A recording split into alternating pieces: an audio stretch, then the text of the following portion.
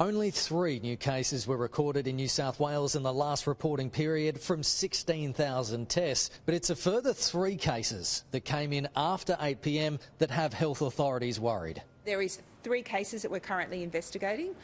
One of them is the Wollongong case. There's one from the inner west, and there is one from the sort of northern area.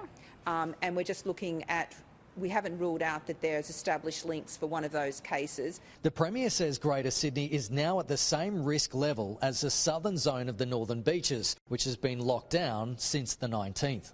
Are you considering stay-at-home orders in the coming days for Greater Sydney? Not at this stage, and we won't impose anything on our citizens unless we absolutely have to. So we're not there yet, but the higher rates of testing will give us greater confidence not to have to consider anything further for Greater Sydney. A meeting was held this morning between Sydney Council's New South Wales Police and health officials to provide clarity ahead of New Year's Eve celebrations. Some inner city councils are frustrated with the last-minute changes and have decided to close their parks and public spaces. We're not confident that we're actually going to be able to control the numbers.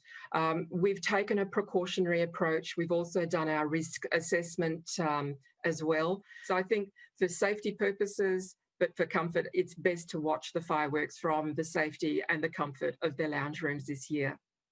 Police are confident they'll be able to enforce the rules on the night.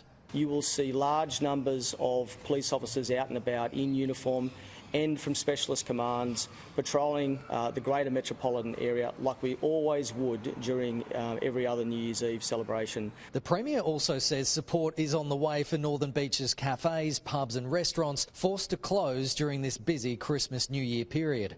A lot of restaurants had purchased their stock. They had prepared food, they'd rostered on people. They've outlaid some serious capital already. And please know the government is considering its options in relation to how we can provide some support to you. But there'll be no support for a group of residents from the Northern Beaches busted at a wedding reception in Pyrmont on Sunday night. I think all of us were just shaking our heads absolutely aghast that occurred.